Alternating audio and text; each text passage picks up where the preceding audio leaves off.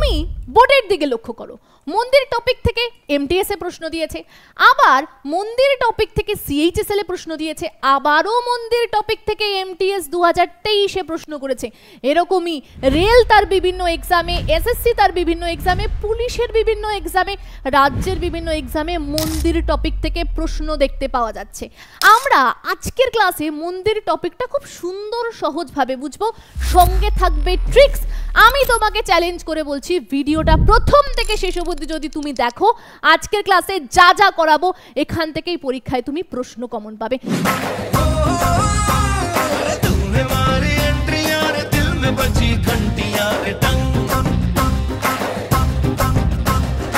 দেখো, একটু আগে গানে যে তুমি মন্দিরটা দেখলে, অনেকেই বলবে ম্যাম এই মন্দিরটা আমি চিনি, এই মন্দিরটা পশ্চিমবঙ্গের দক্ষিণেশ্বর মন্দির। একেবারে ঠিক ধরেছো। আচ্ছা, আমি তোমাকে একটা প্রশ্ন করি, বলো তো এই দক্ষিণেশ্বর মন্দিরটা কোন স্ট্রাকচারে এর নির্মাণ হয়েছে বলতে পারবে? দেখো, আমি তোমায় বুঝিয়ে দিই। এই যে তুমি স্ট্রাকচারটা দেখছো না, এই স্ট্রাকচারটা তৈরি হয়েছে নগর শৈলীতে। দেখো, একটা কথা বলি ভাই, পুরো ভারতে না প্রচুর মন্দির রয়েছে। এবার এত মন্দির রয়েছে, এক একটা জায়গায় মন্দিরের শৈলী এক এক রকম ভাবে তৈরি হয়েছে। যেমন তুমি যদি ভারতের উত্তর দিকে চলে যাও, সেখানে দেখবে নগর শৈলীতে মন্দির তৈরি হয়েছে।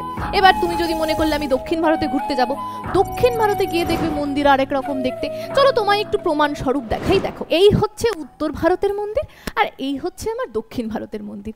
এই যে এই দিকে আমি নর্থ নিয়ে দিলাম, নর্থ মানে উত্তর দিক, আর এদিকে সাউথ মানে দক্ষিণ দিক। দেখো, এই যে শৈলীতে তৈরি হয়েছে বা এই যে স্টাইলে না মন্দিরটা তৈরি হয়েছে, একে বলা হয় নগর শৈলী।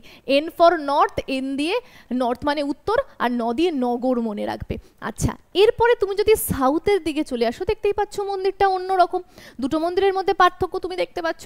তাহলে সাউথ বা আমি দক্ষিণ দিয়ে দ্রাবিড় এই হিসাবে রিলেট করে মনে রাখতে পারবো। আচ্ছা দেখো, শুধু এইটুকুনি পার্থক্য দেখলে হবে না, আরও একটু ডিটেলসে যেতে হবে, কারণ পরীক্ষায় গভীরে ঢুকে প্রশ্ন করে। কিরকম গভীরে? এই দেখো, আমি একটা মন্দিরের পুরো স্ট্রাকচার তোমার সামনে তুলে রেখেছি। চলো, তুমি আর আমি দুজনের হাত ধরে একটা মন্দিরে ঘুরতে গেছি। দেখো, এবার মন্দিরে ঢুকছি। প্রথমে যে মন্দিরে এই জায়গা থেকে ঢুকলাম, এই জায়গাটাকে কি বলা হচ্ছে জানো? অর্ধমণ্ডপ। কি বলা হচ্ছে? অর্ধমণ্ডপ। কারণ কেন জানো? কারণ মণ্ডপে পুরোপুরি ঢুকিনি, অর্ধেক জায়গায় ঢুকেছি, তাই একে বলা হচ্ছে অর্ধমণ্ডপ।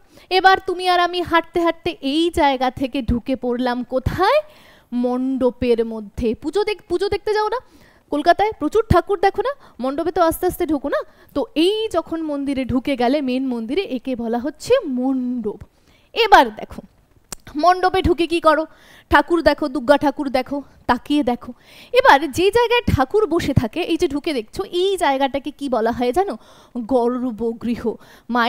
একটা মায়ের সন্তান কোথায় থাকে? গর্ভে থাকে। ঠিক সেরকম মন্দিরের গর্ভে কে থাকে? ভগবান বসে থাকে। মা কালী, শিব, দুর্গা, তুমি যাকেই দেখতে যাও না কেন, সে কোথায়? এই গর্ভে বসে থাকে। তাহলে এই মন্দিরের ঢোকার পুরো বিষয়টা বুঝতে পারলে এবং ঠাকুরও তুমি দেখে নিলে। এবার মন্দিরের বাইরে তুমি আর আমি দাঁড়িয়ে রয়েছি, দাঁড়িয়ে মন্দিরটা দেখছি। উপরের দিকে তাকিয়ে আছো, চলো উপরের দিকে তাকাও। ঠিক এই উপরের দিকে দেখতে পারবে একটা কলস রাখা থাকে, একে কলসী বলা হয়। এবার কলসটা রাখার জন্য দেখবে নিচে একটা এরকম চাকতি থাকে, গোল রঙের এরকম চাকতি। তাকে কি বলা হয় জানো? খাতায় প্রত্যেককে লিখে নাও, কি বলা হয়? আমলক। তাকে কি বলা হয়? আমলক। লক মনে রাখবে, এই কলসিটাকে লক করে দেওয়ার জন্য এই আমলক সিস্টেমটা এরকম গোল চাকতির মতো থাকে। তারপরে তুমি নেমে আসো, এই জায়গাটাকে কি বলা হচ্ছে? শিখর বলা হচ্ছে। আর এই যে সরাসরি একদম নিচে, এই যে উপরের কলসের ঠিক এই ধরনের নিচের জায়গায় কে থাকে? গর্ভগৃহ। মানে এখানেই মেন ভগবান আমাদের বসে থাকে। চলো আমরা আরেকবার ঝালাই করে নিই, রিপিট করে নিই। একদম উপরের দিকে তাকিয়ে দেখলাম কি রয়েছে? মন্দিরের উপরে কলস রয়েছে। কি রয়েছে? কলস রয়েছে। তারপরে ওই কলসটাকে লক করে দেওয়ার জন্য গোল একটা কি রয়েছে? চাকতি রয়েছে। তাকে কি বলা হয়? ওই লক দিয়ে আমলক। তারপরের যে অংশটা একদম শিখর, একদম স্ট্রেট দাঁড়িয়ে রয়েছে, তাকে আমরা কি বলছি? শিখর বলছি। আর ঠিক মণ্ডপের এই নিচ জায়গাটায় কে রয়েছে? গর্ভগৃহে কে রয়েছে? ভগবান রয়েছে। আচ্ছা, এই পুরো স্ট্রাকচারটা বুঝলাম। এবার ঢোকার সময় জায়গাটা মনে রাখছি, মণ্ডপে ঢুকছি, অর্ধেক জায়গায় ঢুকেছি, তাকে অর্ধমণ্ডপ। ফুল মন্দিরে ঢুকলে তাকে মণ্ডপ বলা হচ্ছে। এই হচ্ছে পুরো বিষয়। দেখো এবার তো বুঝালাম, এবার চলো দেখি এখান থেকে কি প্রশ্ন আসে। দেখো কি প্রশ্ন, প্রথম প্রশ্ন দিয়েছে, বলছে প্রাচীনতম হিন্দু মন্দিরগুলির মধ্যে সবচেয়ে গুরুত্বপূর্ণ অংশ হিসাবে বিবেচিত হলো। দেখো এসএসসি এমটিএস আরআরবি গ্রুপ ডিতে প্রশ্নটা এসেছে। তুমি বলো না সব থেকে গুরুত্বপূর্ণ মন্দিরের কোন অংশ হয় গো? যেখানে ভগবান থাকে, তাই তো। ভগবান কোথায় থাকে? বলেছি গর্ভে থাকে। দেখো গর্ভগৃহ যেটা পাচ্ছ সেটাই হয়ে যাবে সঠিক উত্তর। চলো পরের প্রশ্নে কি বলছে দেখো, বলছে উড়িষ্যা এবং নিকটবর্তী জেলায় মন্দির স্থাপত্যের মন্দিরের শীর্ষে দেখা পাথরের মতো চাকতিকে কি বলা হয়? কি বলেছিলাম? উপরে কলস থাকছে, তার নিচে একটা চাকতি থাকছে, তাকে কি বলা হয়? বলবে দিদি তুমি বলেছিলে ওই কলসটাকে আটকে রাখার জন্য একটা লক মতো কিছু ছিল, ওই যে আমলক। অপশন সিতে দেখতে পাচ্ছ আমলক, এটাই হয়ে যাবে সঠিক উত্তর। চলো পরের প্রশ্ন। আচ্ছা বলে দিই, এটা এসএসসি এমটিএস আর আরআরবি টেকনিশিয়ানে আসা প্রশ্ন। পরের প্রশ্ন দেখো কি বলছে, নগর শৈলীর স্থাপত্য সম্পর্কে সঠিক কোনটি? প্রশ্নটা SSC MTS RRB group D করেছে। বলছে কোনো টাওয়ার বা শিখর ছিল না। সত্যি কি তাই? দেখো বলছে শিখর ছিল না, শিখর তো ছিল আমরা জানি, তাহলে এটা ভুল। আচ্ছা বলছে এর বিস্তৃত সীমানা বা প্রাচীর রয়েছে। মন্দিরে সীমানা বা প্রাচীর রয়েছে। আমরা ছবিতে দেখেছি মন্দিরে কোনো প্রাচীর ঠাচীর ছিল না। যদি একটু ভালো করে দেখো কোনো পাঁচিল দেখতে পাচ্ছ মন্দিরের গায়ে? না, নেই। তাহলে এই অপশানটাও আমাদের কাছে হয়ে যাবে পুরোপুরি ভুল। আচ্ছা এই অপশানটাও কাটা। মন্দিরের শীর্ষস্থানে কোনো কলসা থাকে না, একটু আগেই দেখালাম। মন্দিরের উপরে কি থাকে? কলস থাকে। তাহলে থাকে না বলছে, এটাও ভুল। দেখো এটা কি বলছে, গর্ভগৃহ সর্বদা সরাসরি সবচেয়ে উঁচু টাওয়ারের নিচে অবস্থান করে। এটা একেবারে সঠিক, যেটা আমি বলেছিলাম একদম টাওয়ারের নিচেই কে থাকে? গর্ভগৃহ। তাহলে এটা হয়ে যাবে আমাদের সঠিক উত্তর। তাহলে পুরো বিষয়টা বুঝতে পারলে। এবার অনেকেই ভাববে যে দিদি তুমি এসএসসি এমটিএস এর প্রশ্ন করাচ্ছ, সিএইচএসএল এর প্রশ্ন করাচ্ছ, এনটিপিসির প্রশ্ন করাচ্ছ, আমিও না এইসব চাকরির জন্য প্রিপারেশন নিচ্ছি, কোন বই পড়বো দিদি, কোথায় পড়বো তাহলে আমি যাতে খুব ভালো করে পড়ে চাকরিটা পেতে পারি? অনেকের মনে এই প্রশ্ন থাকে। দেখো আমি তোমায় বলবো তুমি ইওর স্টাডি অ্যাপ ডাউনলোড করো। সেখানে এই এসএসসির যত এক্সাম রয়েছে, ফাউন্ডেশন ব্যাচ রয়েছে, নিয়ে নাও। তুমি এসএসসির সব এক্সামে বসতে পারবে। রেলের সব এক্সামে বসতে চাও, রেলের ফাউন্ডেশন ব্যাচ নিয়ে নাও। পুলিশের যে কোনো এক্সামে বসতে চাও, জিডির ব্যাচ নিয়ে নাও বা পুলিশের ব্যাচ নিয়ে নাও। তোমার যেটা ইচ্ছা, তোমার যা পছন্দের, তুমি ওখান থেকে প্রিপারেশন নিতে পারো, বাড়ি বসে পড়তে পারো, স্বল্প মূল্যে পড়তে পারো। দেখো তোমাকে বলার অর্থ এটাই, জানো প্রচুর ছাত্রছাত্রীরা চাকরি পেয়েছে, তারা চাকরি পাচ্ছে এবং তারা খুব ভালো করে প্রিপারেশন নিচ্ছে। প্রতি বছর রেলের পরীক্ষায়, প্রতি বছর এসএসসির পরীক্ষা। সময় নষ্ট না করে এখন থেকেই পড়াশোনা শুরু করো। আমরা বেসিক থেকে তোমাকে অ্যাডভান্স অবধি নিয়ে যাব। তোমার বেসিকের যে সমস্ত ঘাটতিগুলো রয়েছে না, সেগুলোকে পুরো পূরণ করে তোমাকে অ্যাডভান্স অবধি নিয়ে যাব। ফাঁকা ফাঁকা কথা বলছি না, প্রচুর ছাত্রছাত্রী চাকরি পেয়েছে, তুমি নিজেই দেখতে পারবে ওদের কমেন্ট, ওদের রিভিউ। এছাড়া তুমি যদি দেখতে চাও যে স্যার ম্যাডামরা কীরকম পড়ায়, ইউটিউবে প্রচুর ভিডিও যায়, সেগুলো দেখো, দেখে বোঝো। তারপরে স্ক্রিনে দেওয়া একটা কল নাম্বার যাচ্ছে, সেই নাম্বারে তুমি কল করতে পারো। এই যে আমি নাম্বারটা দিয়ে দিয়েছি, তুমি দেখতে পারো। এখানে কল করলে তোমার মনে যদি আরও কিছু জিজ্ঞাসা থাকে তো আমাদের টিম মেম্বাররা তোমাদেরকে সাপোর্ট করে দেবে। আর ইওর স্টাডি অ্যাপ ডাউনলোড করে কোর্সে যুক্ত হতে পারো। ঠিক আছে? তো আমাদের একটা অফার থাকে, সেই অফারটা বেশি দিনের জন্য না, এই ভিডিওটা চলার 1 থেকে 2 দিন অবধি রয়েছে। এই অফারটা যদি নিতে চাও অবশ্যই ফোন করে কিন্তু যুক্ত হতে পারো। আচ্ছা এবার তোমায় বলি, দেখো আমরা উত্তর ভারতের প্রচুর রাজ্য পাই। মনে তো প্রশ্ন আসছে যে হ্যাঁ ম্যাডাম উত্তর ভারতে তো প্রচুর রাজ্য আছে, তো সেই রাজ্যগুলোতেও তো প্রচুর মন্দির রয়েছে, পরীক্ষায় তো সেগুলোও দেয়। কিন্তু যদি চাকরির পরীক্ষার তুমি দৃষ্টিভঙ্গি দেখো বা প্রিভিয়াস ইয়ারগুলো দেখো, তোমাদের জন্যই দেখেছিলাম, সেখানে 4টে রাজ্য থেকে সব থেকে বেশি প্রশ্ন দিয়েছে। কি কি? রাজস্থান, গুজরাট, উড়িষ্যা, উত্তরপ্রদেশ। চলো একটু রাজস্থান রাজ্য আমরা ঘুরে আসি। রাজস্থান রাজ্য, ওরে বাবারে, এখানে একটা না হেভি জিনিস আছে। একটু বোর্ডের দিকে তাকাও, দেখো কত ইঁদুর। এই মন্দিরে না 25,000 ইঁদুর থাকে এবং এখানকার যিনি পুরোহিত রয়েছে ইঁদুরদেরকে পুজো করে, দেখো কিভাবে এদেরকে খেতে দিয়েছে। আর সত্যি এটা একটা অস্বাভাবিক বিষয়, মানে সত্যিই ভাবা যায় না। ওর আশেপাশে আরও মন্দির আছে, কিন্তু জানো সেই সব মন্দিরে না একটা দুটো ইঁদুর থাকতে পারে, তার বেশি কিন্তু ইঁদুর নেই। কিন্তু এই মন্দিরটায় রয়েছে 25,000 ইঁদুর। তুমি ভাবো, তুমি দাঁড়িয়ে নমস্কার করতে গেছো, তোমার চারিপাশে ইঁদুর ঘুরছে। বৈজ্ঞানিকরা ভাবলো যেখানে ইঁদুর থাকে সেখানেই থাকে প্লেগ রোগ, কিন্তু গিয়ে দেখলো ওখানে কোথাও কোনো প্লেগ রোগ নেই। যাই হোক, এই মন্দিরের পিছনে নাকি অনেক অলৌকিক গাথা রয়েছে, তা সেসব একটা অন্য ক্লাসে বলা যাবে।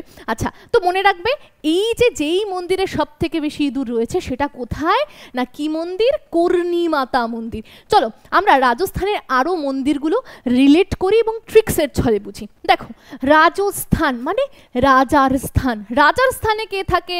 ভগবান তো থাকবেই, ব্রহ্মাজি তো থাকবেই, সব জায়গায় বিরাজমান। তাহলে ব্রহ্মাজি মন্দির রিলেট করে নিলাম। আচ্ছা, এর পরের মন্দিরটা হচ্ছে খাটু শ্যাম মন্দির। দেখো, রাজারা কি নিজে কাজ করে? কোনোদিনও করে না, তারা শ্রমিকদের কি করে? খাটিয়ে নেয়। সেখান থেকে মনে রাখবে খাটু শ্যাম মন্দির। এবার তারপরে চলে আসবে দেখো সালসার বালাজি মন্দির। কিভাবে মনে রাখবো? রাজারা সালের পর সাল ধরে রাজত্ব করে গেছে, আর রাজারা কি পরতো জানো? হাতে বালা পরতো, কানে দুল পরতো। সেখান থেকে মনে রাখবে সালের পর সাল থেকে সালসার বালা পরতো থেকে বালাজি মন্দির রিলেট করে নাও। আর এই কর্ণী মাতা মন্দির তো রিলেট থাকবেই, মনে থাকবেই এই ইঁদুরের জন্য। আর যদি মনে না থাকে, মনে রাখবে রাজা কি পরতো? কানেও দুল পরতো, কান থেকে কর্ণ, সেখান থেকে কর্ণী মাতা মন্দির। তো পরীক্ষায় তোমাকে দিয়ে দেবে, বলো তো ব্রহ্মাজি মন্দির কোন রাজ্যে অবস্থান করছে? উত্তর দেবে, প্রচুরবার দিয়েছে এনটিপিসি, অনেকবার বলেছে, বলো তো সালসার বালাজি মন্দির কোন রাজ্যে রয়েছে? বলবে রাজস্থানে রয়েছে। প্রচুর প্রশ্ন এসেছে, জায়গাটা ভালো করে চোখ বুলিয়ে নেবে। এবার চলে যাই গুজরাট রাজ্যে। দেখো, গুজরাট রাজ্যে এই যার ছবি দেখতে পাচ্ছ, কমেন্ট সেকশনে জানাতো ইনি কোন প্লেয়ার। এনাকে দেখা গেছে খেলার আগে চলে যায় ভগবানের কাছে। তো কোন ভগবানের কাছে যা গেছে জানো? সোমনাথ বলে একটা মন্দির আছে, সে মন্দিরে মহাদেব থাকে, মহাকাল থাকে, সেই সোমনাথ মন্দিরে তিনি গেছিলেন। আর এই সোমনাথ হচ্ছে জ্যোতির্লিঙ্গ। কমেন্ট সেকশনে আমাকে জানাও তো ভারতে কতগুলো জ্যোতির্লিঙ্গ রয়েছে। আচ্ছা, তো এই গুজরাটে যদি আমরা দেখি, গুজরাটে 3টে মন্দির রয়েছে যেগুলো চাকরির পরীক্ষায় দেয়, যেমন সোমনাথ মন্দির, দ্বারকাধীশ মন্দির এবং শামলাজি মন্দির। রিলেট করব কিভাবে? দেখো, গুজরাট হিন্দিতে বলে গুজার গই রাত। তো মনে রাখবে গুজার গই রাত কি করে না, বন্ধুদের সাথে গল্প করতে করতে ঘুরতে ঘুরতে সোমবার কেটে গেছে, সোম থেকে সোমনাথ মন্দির রিলেট করব। তারপরে কোথায় এলাম? রাত তো কেটে গেল, বাড়িতে তো ঢুকতে হবে, বাবার দুয়ারে তো আসতেই হবে, ঘরে তো আসতেই হবে, বাবার দুয়ারে এলাম, সেখান থেকে দ্বারকাধীশ মনে রাখবো। এবং লজ্জা লাগছে, ইস মা তো আবার পিটাই করবে, বাবা তো আবার মুখ শোনাবে, কি লাগছে? শরম লাগছে, সেখান থেকে শামলাজি মন্দির রিলেট করে নিলাম। পরীক্ষায় দিয়ে দিয়েছে, বলো তো সোমনাথ মন্দির কোথায় অবস্থান করছে? বলবে গুজরাটে অবস্থান করছে। পরীক্ষায় দিয়ে দিয়েছে শামলাজি মন্দির, বহুবার দিয়েছে, একটু গুগল করে দেখতে পারো সোমনাথ মন্দির থেকে কতবার প্রশ্ন এসেছে। চলো আমরা পরের জায়গায় যাব বা পরের রাজ্য ঘুরে আসবো, সেটা হচ্ছে উত্তরপ্রদেশ। এটাকে না রিলেট করা খুব সহজ। উত্তরপ্রদেশ মনে রাখবে, উত্তর দিকে গেলে কি পাওয়া যায়? প্রসাদ পাওয়া যায়। দেখো, কাশী বিশ্বনাথ মন্দির কে জানে না বাবা? উত্তরপ্রদেশে কাশী বিশ্বনাথের মন্দির সবাই জানে, এটা ট্রিক্স লাগে না। এবার দেখো, তুমি বিভিন্ন মন্দিরে দেখবে প্রচুর, তুমি দেখবে কাপেলস দেখবে, প্রেম প্রীতির অনেক কিছু দেখতে পারবে, ঠিক আছে? তো মনে রাখবে এই মন্দিরে সব কাপেলসরা যায়, তো সেখান থেকে প্রেম শব্দটা রিলেট করে নেবে, প্রেম মন্দির। আচ্ছা, এই প্রেমে অনেক রঙ্গ, কত রঙ্গ দেখি দুনিয়ায়, তো রঙ্গ মানে প্রেমে তো প্রচুর রঙ্গ হয় না, তো সেখান থেকে রঙ্গজি মন্দির রিলেট করে নেব। তারপরে রয়েছে দেখো মন কামেশ্বর মন্দির। এবার প্রেমে তো মন নিয়েই তো ছিনিমিনি খেলা হয় না, তো মন কামেশ্বর রিলেট করে নেব। তারপরে দেখো ভারত মাতা মন্দির। আচ্ছা, এখানে একটা বিষয় বলি, দেখো আমাদের ভারতে এমন একটা মন্দির আছে যেখানে কোনো ভগবানের পুজো করা হয় না। কার পুজো করা হয় জানো? ভারত মাতা, তাকে খুব সুন্দরভাবে এঁকে দেওয়া হয়েছে, মানে আমাদের ভারতের চিত্র খুব সুন্দরভাবে এঁকে নিচে খুব সুন্দরভাবে এঁকে দেওয়া হয়েছে, এবং প্রত্যেক মানুষ যায় তাকে দর্শন করে বেরিয়ে আসে। ওখানে কোনো ভগবানের মূর্তি নেই, সমস্ত যারা দেশ স্বাধীনের জন্য লড়েছে তাদের রয়েছে মূর্তি রয়েছে, এবং সবার উপরে আমাদের ভারতের চিত্র বড় করে নিচে আঁকা রয়েছে। দেখো আমি এখানে ছবি দিয়ে দিয়েছি, দেখতে পারবে। সেখান থেকে ভারত মাতা মন্দির এমনি রিলেট করতে পারবে। এবং মদন মোহন মন্দির, প্রেমে পড়লে কি হয়, মোহন মোহন হয়ে যায়, দিল গার্ডেন হয়ে যায়। তো সেখান থেকে মদন মোহন আমরা রিলেট করে নিতে পারবো। তো পরীক্ষায় প্রচুর বার প্রশ্ন দিয়েছে, বলো তো ভারত মাতা মন্দির কোন রাজ্যে অবস্থান করছে? খুব সুন্দরভাবে উত্তর দেবে, উত্তরপ্রদেশে। কাশী বিশ্বনাথ মন্দির কোন রাজ্যে অবস্থান করছে? প্রচুর প্রশ্ন দিয়েছে, ভিবিআই দিয়ে রাখো, কাশী বিশ্বনাথ মন্দির এবং ভারত মাতা মন্দির, স্টার মারো, আবারও পরীক্ষায় আসতে পারে। চলো এখান থেকে কি প্রশ্ন এসেছে আমরা দেখি। এসএসসি এমটিএস আর আরআরবি টেকনিশিয়ান প্রশ্ন দিয়েছে, বলছে মদন মোহন মন্দির একটি কেন্দ্রীয় ভাবে সুরক্ষিত স্থিতিস্তম্ভ, এটি ভারতের কোন রাজ্যে অবস্থিত? একটু আগে বললাম প্রেমে কি হয়ে যাচ্ছে, মদন মোহন হয়ে যাচ্ছে, একটু আগেই বললাম। কোন রাজ্য? উত্তরপ্রদেশ রাজ্যে অবস্থান করছে। এরপরে ঘুরে আসি আমরা উড়িষ্যা রাজ্যে। দেখো উড়িষ্যা কিন্তু পশ্চিমবঙ্গের গায়ে লাগানো রয়েছে, হ্যাঁ। আর ওই উড়িষ্যা রাজ্যে কি রয়েছে? পুরীর মন্দির, জগন্নাথ দেবের মন্দির, সেখানে বিভিন্ন অলৌকিক ঘটনা দেখতে পাওয়া যায়। বাবা মন্দিরের উপরে যে পতাকাটা আছে না, সেটা নাকি হাওয়ার বিপরীত দিকে ওড়ে। মন্দিরের বাইরে দাঁড়ালে তুমি কি করতে পারো, সমুদ্রের আওয়াজ কানে পাবে, কিন্তু মন্দিরে ঢুকলে কোনো সমুদ্রের আওয়াজ নেই। মন্দিরে যে সমস্ত প্রসাদগুলো হয় ভগবানকে দেওয়ার জন্য, সেটা নাকি ধাপে ধাপে ধাপে ধাপে মাটির হাঁড়ি করে দেওয়া হয়, 1 2 3 4 5 6 7। বলে সবার উপরেরটা নাকি আগে তৈরি হয়, তারপরে তারটা, তারপরে তারটা, এরকম ভাবে নাকি তৈরি হয়। মানে মন্দিরের মধ্যে, মানে পুরীর মন্দিরে এরকম অলৌকিক ঘটনা অনেক দেখতে পাওয়া যায়। যাই হোক, দেখো উড়িষ্যার জগন্নাথ মন্দির, যে পুরীর কথা বললাম সেই জগন্নাথ মন্দির। আচ্ছা আর কি রয়েছে? সূর্য মন্দির। এই সূর্য মন্দিরের এখানে আমি একটা চিত্র রেখেছি, তুমি শুনলে অবাক হবে, এই মন্দিরটার মাথার উপর না অনেক বড় একটা চুম্বক রাখা রয়েছে। এছাড়া মন্দিরটা যখন নির্মাণ হয়েছে না, ধাপে ধাপে একটা ইট রাখা হয়েছে, তারপরে একটা লোহার পাত, তারপরে আবার একটা ইট, এইভাবে রাখা হয়েছে যাতে ওই সমুদ্র থেকে, মানে বঙ্গোপসাগর তো পাশেই রয়েছে, উড়িষ্যার পাশে, ওই যে সমুদ্র বলছিলাম পুরীর সমুদ্র, আমি আমার ক্লাসে খুব সুন্দরভাবে ভূগোলের ক্লাসে বোঝাই। তো যাই হোক, ওই বঙ্গোপসাগর যেটা রয়েছে, ওই বঙ্গোপসাগর থেকে যে সমস্ত জাহাজগুলো যেত, সবাই না এই মন্দিরের টানে, মানে ওই চুম্বক আর এই আমাদের লোহার টানে দিক বেদিক জ্ঞান শূন্য হয়ে যেত। এরপরে ইংরেজরা আর পর্তুগালিরা এসে এই মন্দিরকে খণ্ড বিখণ্ড করেছে, মাথার উপরে চুম্বক টুম্বক সব ছিটিয়ে ফিটিয়ে ফেলেছে। আচ্ছা তারপরে না যখন বৈজ্ঞানিকরা একটু গেছে গবেষণা করতে, তখন তারা দেখছে এই মন্দিরের যেসব পায়াগুলো রয়েছে, এই যে আমি চক্রটা নিয়েছি, এই চক্রটা না আমাদের যে 24 ঘন্টা, সেটাকে বিভিন্ন প্রহরে, বিভিন্ন সেকেন্ডে, বিভিন্ন মিনিটে খুব সুন্দর করে ভাগ করে বোঝানো রয়েছে। তো এক একটা মন্দিরের ভাই বিভিন্ন এক এক রকম ব্যাপার রয়েছে। যাই হোক, সূর্য মন্দির মনে রাখবে, আমি ট্রিক্স বলে দেব, লিঙ্গরাজ মন্দির, মুক্তেশ্বর মন্দির, এছাড়া আমরা আরও মন্দির দেখতে পাই, যেটা হচ্ছে কি না বিরজা মন্দির, রাজা রানী মন্দির এবং সামলেশ্বরী মন্দির। চলো আমি একটু রিলেট করে দিই। দেখো উড়িষ্যার জগন্নাথ মন্দির এমনি মনে থাকবে, তো সেটাকে আমি আর পড়াচ্ছি না। উড়িষ্যা যদি উড়ে বেড়াও, তুমি ধরো উড়ছো, খুব উড়ছো, উড়ে উড়ে আকাশে উড়ে গেছো, কার সাথে দেখা হবে? সূর্যের সাথে দেখা হবে, অনেক উঁচুতে উড়ে গেছো, সূর্য মামা বলবে এই যে আমি আছি, তো সূর্য মন্দির। এবার যখন উপরে উঠবে নিজেকে কি বলবে? আমি রাজা হয়ে গেছি। সেখান থেকে লিঙ্গ রাজা থেকে রাজা মন্দির বা লিঙ্গরাজ রিলেট করে নিতে পারবে। এরপরে দেখো কে ভাই আকাশে ওড়ে? যে মুক্তি পেয়ে যাবে, তো মুক্তেশ্বর মন্দির রিলেট করে নিতে পারবে এই ওরা থেকে। আচ্ছা এরপরে তুমি যদি দেখো বিরজা মন্দির, বিরজা মানে বীর, আমি বীর হয়ে গেছি, আমি এবার কি করব? যেখানে সেখানে উড়ে বেড়াতে পারবো, তো বীর থেকে বিরজা মন্দির। আর নিজেকে তো সামলে নিতে হয়, বলে না বেশি উড়িস না বাবা, ঝড়ে পড়ে যাবি, তো নিজেকে সামলাতে হয়, সামলেশ্বরী মন্দির। আর এই যে এত ওড়াউড়ি, এত বীরত্বের কথা বলছি, তো সেগুলো তো রাজারাই করে, তো রাজা রানী এটাকেও রিলেট করে নেবে, রাজা রানী মন্দির। হয়ে গেল উড়িষ্যার মন্দির। চলো উড়িষ্যার মন্দির থেকে প্রচুর পরীক্ষায় প্রশ্ন এসেছে, দেখি। দেখো পিএসসিতে এসেছে, রেলে এসেছে, কি বলছে? সূর্য মন্দির কোথায় অবস্থান করছে? আরে ভাই একটু আগে পড়ালাম সূর্য মন্দির, কি বলেছিলাম ট্রিক্সটা? উঠতে উঠতে সূর্যের সাথে দেখা, তাহলে কোথায়? উড়িষ্যায়। এবার উড়িষ্যায় কি রয়েছে জানো?